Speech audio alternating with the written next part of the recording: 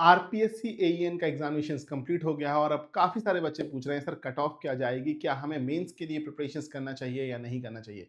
तो इस वीडियो में आपके इन सभी सवालों का जवाब देने वाला हूं विदाउट एनी डिले। तो फटाफट से इस वीडियो को शेयर कर दीजिएगा अपने दोस्तों के साथ और लाइक भी कर दीजिएगा। और अगर कोई क्वेरी रह जाती है तो उसको कमेंट सेक्शन में बिल्कुल बता दीजिएगा। अगर मैं बात करूं यहाँ पर सो यूपीपीएससी एई का एग्जामिनेशन, मेंस का एग्जामिनेशन और आरपीएससी जो प्री एईएन प्री का एग्जामिनेशन था वो एक ही डेट में होने के कारण जो बच्चों ने अटेम्प्ट किया है, जो अटेंडेंस रही है वो अप्रोक्सीमेट अगर मैं बात करता हूं मोटे मोटे तौर पर तो 17,000 के समथिंग रही है। सो अटेंडेंस जो निकल करके आ रही है, जो यहां पर देखने को मिली है वो अप्रोक्सीमेटली 17,000 के अप्रोक्सीमेटली देखने को मिली है। एग्जैक्ट डेटा की बात नहीं कर रहा हूं बट मोटे मोटे तौर पे अगर मैं देखूं तो 17,210 यहां पर बोला गया था, तो मैं अप्रोक्सीमेटली बात कर रहा हूं। ठीक है, टोटल पोस्ट कितनी है? अगर पोस्ट की बात करते हैं तो पोस्ट जो निकल करके आ रही है वो 886 है। अगर इसका 15 गुना लेना है तो लगभग 14,000 के समथिंग यहां पर बच्चे उन्हें सिलेक्ट करने हैं मेंस के रिगार्डिंग। यस और नो, है ना?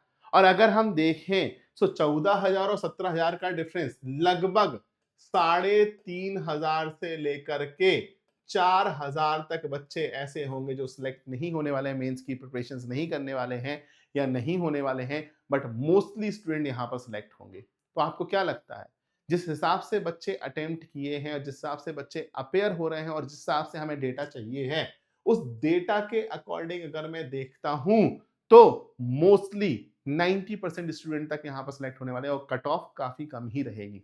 तो सिविल इंजीनियरिंग के पेपर के अंदर जिन्होंने लगभग 60 मार्क्स 50 टू 60 55 टू 65 में बात करूंगा 55 टू 65 मार्क्स तक सही आ रहा है, सही जा रहा है, वो बच्चे यहां पर ऑटोमेटिकली मेंस के लिए अपेयर होने वाले हैं। और विमेंस कैंडिडेट्स बोले, चाहे किसी भी कैटेगरी से बात करेंगे, विमेंस कैंडिडेट्स किसी भी कैटेगरी से बात करेंगे, वो सभी के सभी यहां पर मेंस एग्जामिनेशन लिखने वाले हैं। तो ये बिल्कुल सफाचट बात है कि आप सभी को, मैं बोलूंगा आप सभी को मेंस की प्रिपरेशन स्टार्ट कर देनी चाहिए, क्योंकि मोस्टली स्टूडेंट्स यहां पर मेंस लिखने वाले हैं।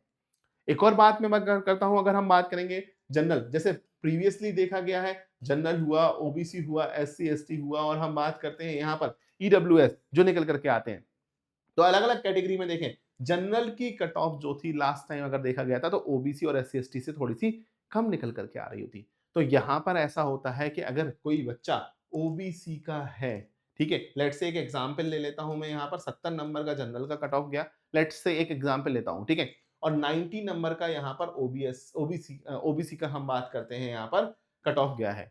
तो जो बच्चा ओबीसी का 70 मार्क्स भी ला रहा है ना, वो जनरल की कट ऑफ में क्लियर हो जाएगा। तो डरने वाली बात यहां पर अगर देखें अदर कैटेगरीज के लिए वो भी नहीं है, डरने वाली बात वहां पर निकल गए।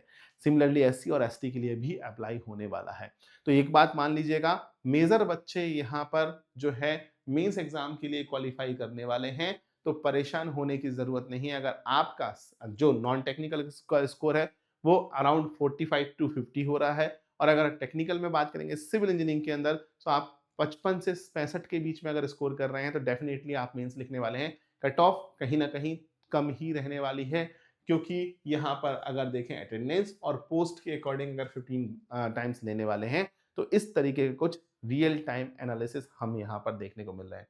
इसके बारे में अगर और भी कुछ जानना चाहते हैं तो कमेंट सेक्शन में बिल्कुल बताइएगा, बिल्कुल आपकी मदद की जाएगी। So thank you everyone and love you guys, और वीडियो को शेयर जरूर कर लेना, और इस चैनल को सब्सक्राइब कर लीजिएगा सो दैट आपको रेगुलर अपडेट्स मिलते रहेंगे आने वाले अपकमिंग एग्जाम्स का और इस एग्जाम्स के बारे में भी।